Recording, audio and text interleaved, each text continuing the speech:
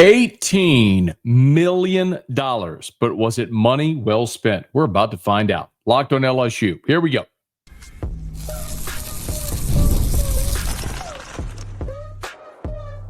You are Locked On LSU, your daily podcast on the LSU Tigers. Part of the Locked On Podcast Network, your team every day. Okay, let's get it. It is Locked On LSU, your team every day. I'm your host, Matt Mauck. Thanks so much for making us your first listen. We are free, available wherever you get podcasts, of course, on YouTube as well. So please subscribe. As always, one of the fastest ways to help us grow is by leaving your comments below. So thank you sincerely for that. Today's episode is brought to you by FanDuel. Football season is here. Visit the FanDuel app today and start planning your futures bets now. All right, y'all. It is game week. LSU and Clemson, and all this week we're going to be talking a ton about Tigers versus Tigers, but a lot to do here. Garrett Nussmeier has been awarded the 18 jersey. Yeah, I do have a quick baseball tidbit for you at the end of the show. It'll be brief, I promise. I get it, it's football season. But I want to start with validation of something that I have been telling you for months now. And if you're an everydayer, shout out, but you know this. But we recently got confirmation of something I have been telling you for literally months. Went to SEC Football Media Days, and if you were here for those shows, I told you that you always go into SEC Media Days with certain preconceived notions or ideas, some thesis that you go into Media Days with. And then there's also the situation where a lot of people like me go there with a deep knowledge of one team, but surface knowledge of the other 15 teams in the league, and you look to come out with a deeper understanding of each team in the conference. That's the objective. And I told you that every interview I did talking about LSU on other programs, I was going to tell them basically two things that I think most people didn't know going into this summer. Number one is that Garrett Nussmeier is a leading returning passer in college football. He's the only returning 4,000-yard passer in the country. By now, you know that. And number two, that LSU went and spent a technical term, buttload of money in the transfer portal and signed the number one portal class in the country. Another thing I don't think most people understood then, and some still don't understand now. Well, now you don't have to take my word for it because Brian Kelly told you. Now, Austin Thomas, LSU's GM, met with reporters at the end of last week, and Wilson Alexander tried to get Austin Thomas on Thursday to divulge a number for this roster. Any chance you want to say how much money got spent on this team? I'm not going to comment on that. When I said the NFL salary cap is $280, ours is significantly less, right. And so I'll leave it at that. Worth a shot. So Austin Thomas wouldn't. That was Thursday lunchtime. Thursday night, Brian Kelly has his coach's radio show, and he didn't hesitate. He divulged the number. The NFL is $280 million a year in salary cap. We're going to be just about $18 million. I mean, there's a big difference between $280 million and $18 million. So if you can't see the difference between the two, then you're not really understanding that what you want to develop your son to be is the best version of himself so he can get the big money. I don't think Brian Kelly was on his coach's show thinking, I'm going to go break some news. I don't think that was his objective in saying that. But you heard Austin Thomas say the NFL salary cap is $280. Ours is significantly lower than that. And in the Brian Kelly soundbite, you heard him say the same thing. It's very clear that is their organized talking point. Hey, look, NFL salary cap is $280 million. You want your piece of that pie, come here, develop, so you'll get the bigger payday down the road. That's LSU's talking point. Oh, by the way, we'll pay you too. Brian Kelly just divulged the $18 million. Now, I want to disclose this number to you, which I have said at various times in the past, and I'll say it here for those who've never heard it. Last year, the 2023 2024 roster for LSU football totaled approximately $5.5 million. You may roll your eyes. You may drop your jaw. I don't know what your reaction will be to that. But that number is accurate. In 2024, LSU's total roster spend was about $5.5 million. I have told you Will Campbell was the highest paid player on that team at $500,000. Remember last spring in the spring portal window when LSU was trying to get Dominic Williams, the defensive lineman from Oklahoma from TCU who ended up at Oklahoma. And he wanted a payday. His payday, he was asking $1.2 million. That's when Brian Kelly had his now infamous, "we're not in the business of paying players" soundbite. Well, the reason was because their 5-star, 3-year starter left tackle is making $500,000. They couldn't justify a defensive tackle coming in and paying him more than double what they were paying Will Campbell. Just an illustration of how far they've come. And I'm getting to a point here. And you might say, well, how did they amplify that? And I've told you all of this before. There's 3 things that happened. Number 1, last year around this time, the Tiger Athletic Foundation took over fundraising for the Bayou for Bayou Traditions, the collective. When that started, they started doing $1 million months. So they started to get cash rich. Then after that, Bryce Underwood flipped, Cade Phillips flipped, Jakeem Stewart picked USC. And each of those 3 guys, they had 7 figures earmarked for each of those 3 guys. And so now all of a sudden they had that cash available. And then the third thing was when Bryce Underwood flipped, you had a lot of really ticked off boosters at LSU that went, "Where's my checkbook? What y'all need?" And all of a sudden they were willing to write checks and supplement this portal class. And that's how you were able to go dump $18 million into this roster. Almost 4 times as much as you spent a year ago on that roster. So you want to know why last year was an 8-4 football team, and this year I've been sitting here pumping this team as a playoff team? That's why. And let me just illustrate it for you further. And the illustration is in the depth, okay? Take any position group you want. Let's start with defensive tackle, okay?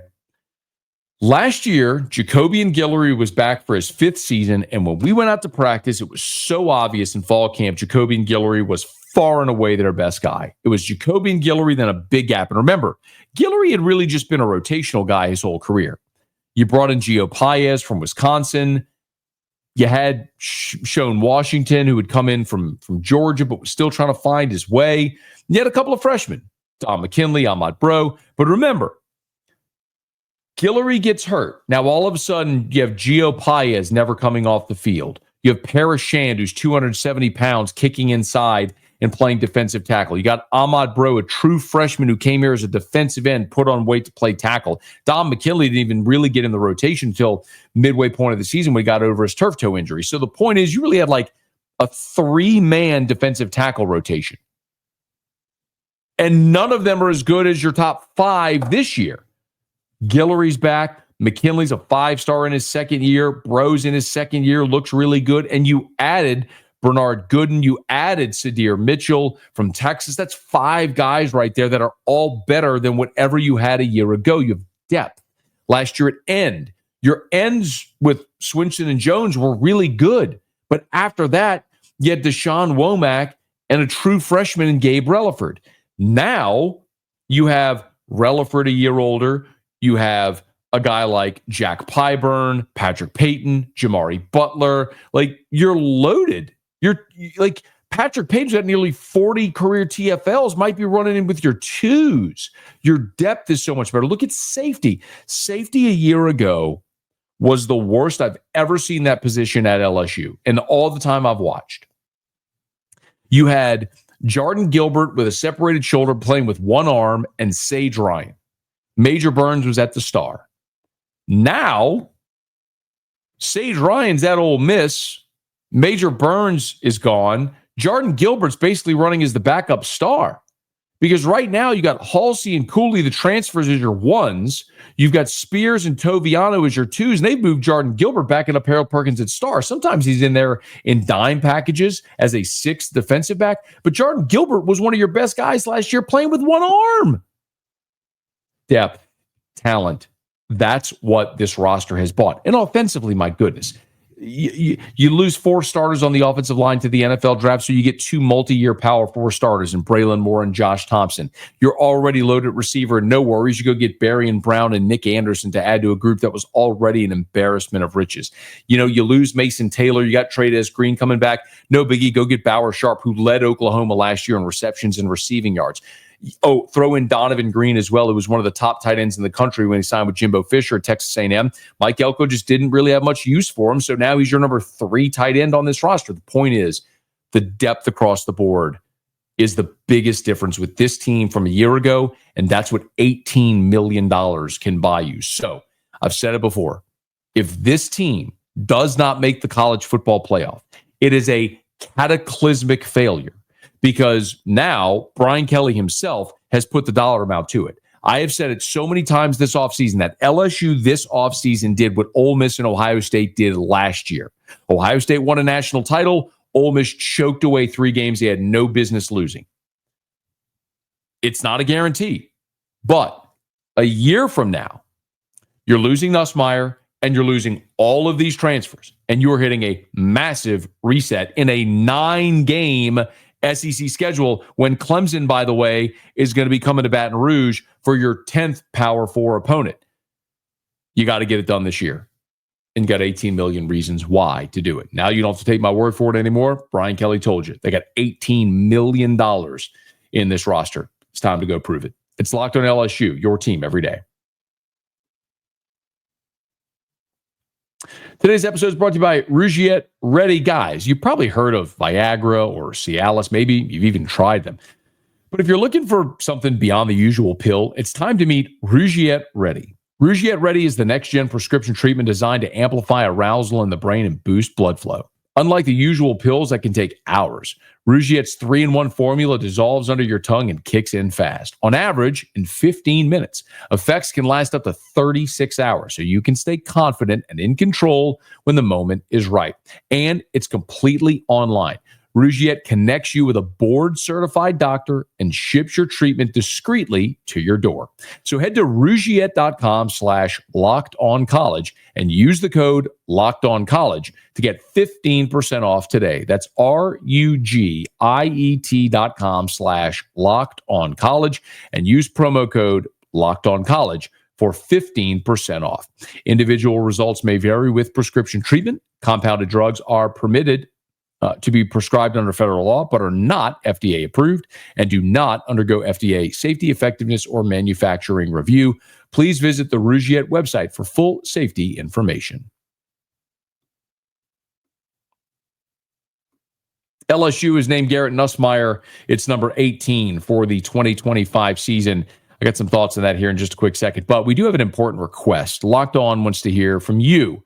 We've put together a survey to learn more about our listeners and to make your favorite podcast even better. This is your chance to tell us what you like, what you don't, and to answer questions about our advertising. So go to lockedonpodcast.com/survey to get started. Everyone who completes a survey will be entered for a chance to win one of 10 $100 Amazon gift cards. Again, that's lockedonpodcasts.com/survey. You can also find the link in the show notes. So thank you so much for helping us out. So we did find out on Sunday that Garrett Nussmeier is going to be the number 18 for 2025. This will be the first time since Matt Mauck back in 2003 that a quarterback has worn 18. Of course, Matt Mauck started the entire 18 tradition. Mauck wore it, handed it to Jacob Hester. Hester wore it, handed it to Richard Dixon, and off it went.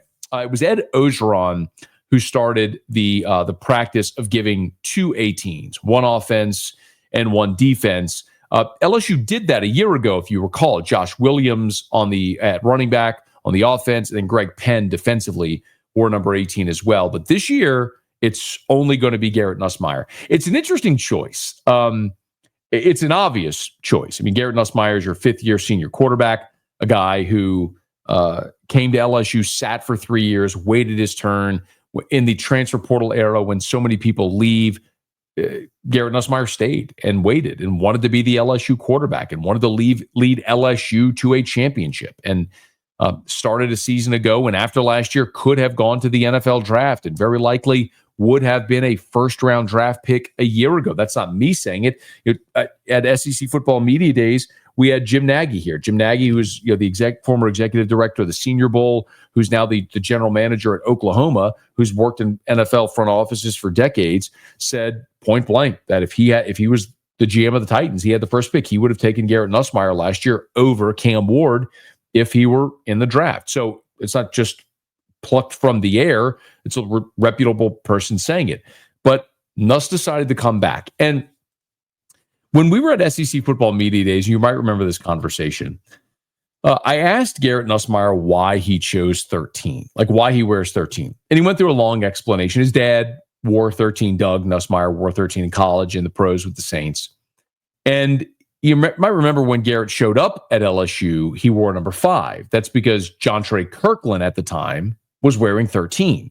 And so Nuss was waiting for Kirkland to graduate so he could get 13. It just so happened to coincide with Jaden Daniels coming in. So Daniels coming in, Kirkland going out, 13 became available. Nuss took 13, Jaden Daniels took 5, and the rest, as they say, is history. And Garrett Nussmeier has acquitted himself very nicely in the 13. As we've mentioned, he's a 4,000-yard passer, second highest single season total in LSU history, behind only Joe Burrow's 2019 season where he threw for 5,600 yards.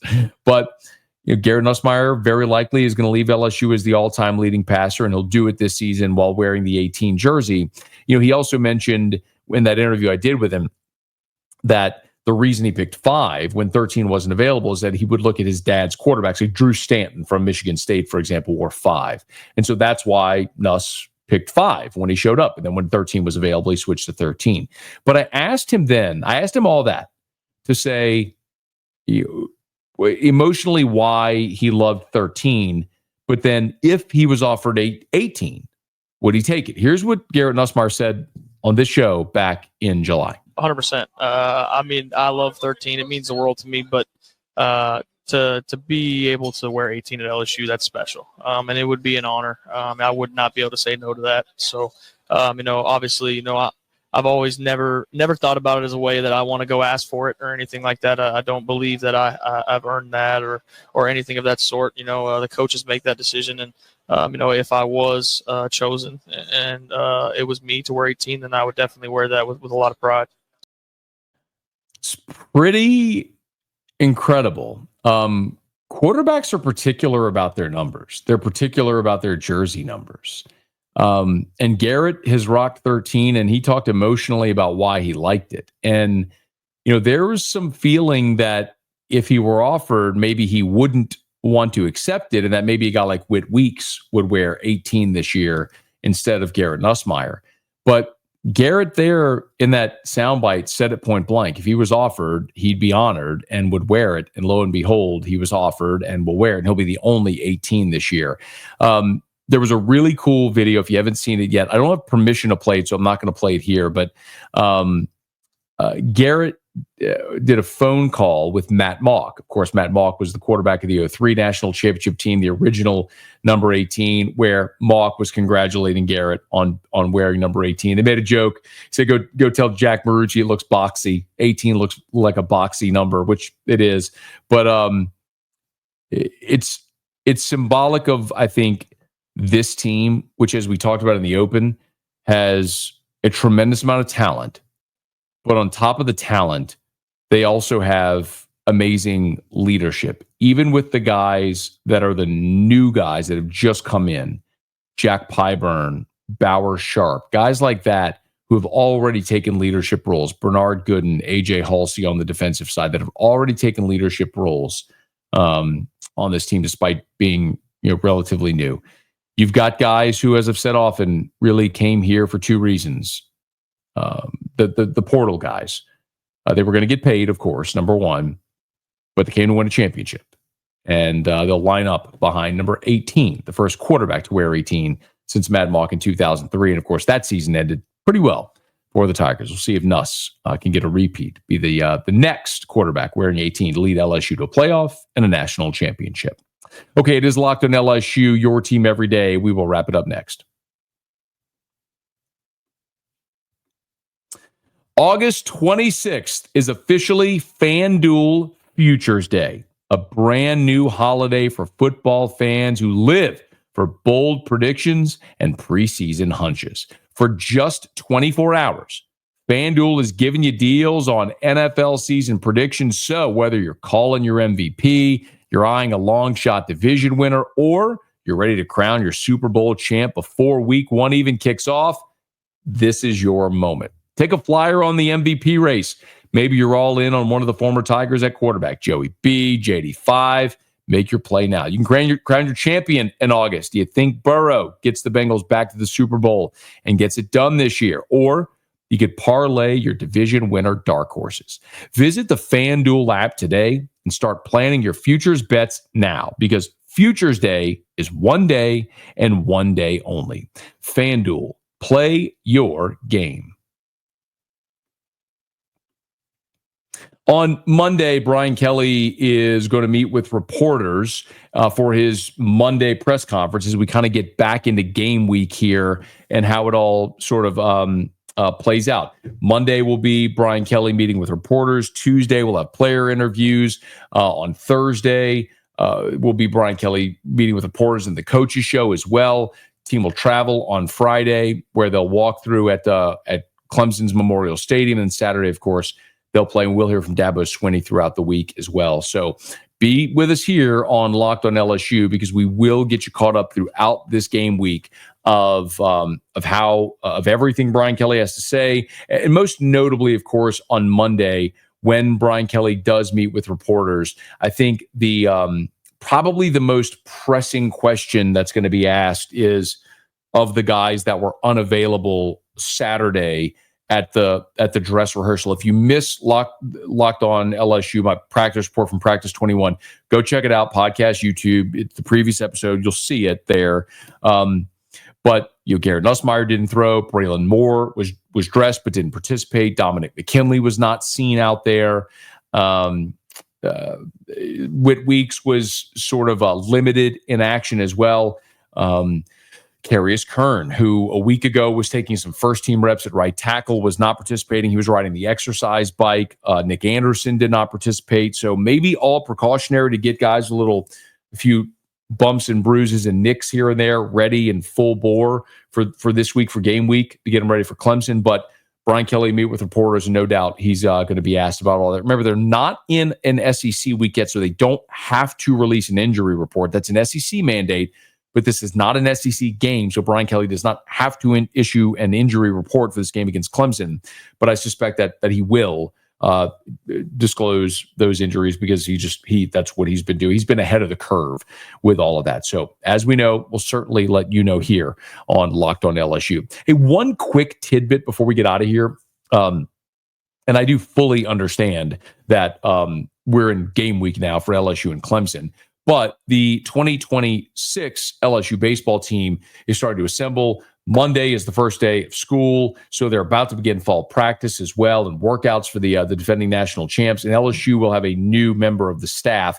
Jay Johnson has added Justin Bridgman, who's been a Tulane assistant for the last 3 years in a player development role. The first report was from Andrew Riedel. So Bridgman and Jay Johnson actually have a long history together. So Bridgman is from Nevada, the state of Nevada. And when Jay Johnson was the head coach at Nevada in 2014 and 2015, he recruited Bridgman to Nevada. So Bridgman played for Jay Johnson for those first 2 years that Jay was at Nevada in 14 and 15. And then, of course, Jay went to Arizona. Well, when Bridgman's career ended, he went into coaching. His first coaching job was as a grad assistant at Arizona under Jay Johnson back in 2020. So Jay Johnson recruited Bridgman as a player, had him for 2 years in Nevada, hired him as a GA in 2020 at Arizona. No doubt had something to say about him getting the job at the assistant job at Tulane, where he's been for the last 3 years, working with the hitters and the infielders. And then this past year was the recruiting coordinator at Tulane as well. And now LSU has hired Bridgman as in an off-field, like, player development role. He also did spend a couple of seasons at Cal Poly. So another support staff member here for Jay Johnson, and we've talked about this plenty. And I relayed I had a chance last week to talk to be at an NILSU Max event. And Jay Johnson talked about it, and LSU baseball is the one in this new era of revenue share that is going to be the most intriguing, because the expectations for LSU baseball never wane, but maybe the resources there in revenue share aren't going to match what other schools may have. So it's fascinating when the expectation is still going to be exponential, but the resources maybe right now aren't matching. So will LSU's athletic department be able to elevate a lot of those resources for Jay Johnson? Will LSU be able to implement some third-party NIL to get that roster built? It's going to be fascinating to see as they move throughout this year, how it all starts to play out in this new rev share era of college athletics. Okay, y'all, that's going to do it for us here on today's episode of Locked on LSU. Thank you so much for making us your first listen every single day. Now for your second listen, how about you check out the Portal Show? Brian Smith has the latest rumors, portal entries, and signings. You could be the most informed fan on the rapid changes of the college football landscape. Find The Portal on YouTube or wherever you listen to podcasts. If you are on podcast, please subscribe on your favorite podcast app. Rate us, leave a review. If you're on YouTube, please smash that like button, subscribe to the channel, and hit the bell so you're notified whenever we post a new video. And let a friend know if they love the Tigers. We got you here every single day for Locked on LSU, your team every day.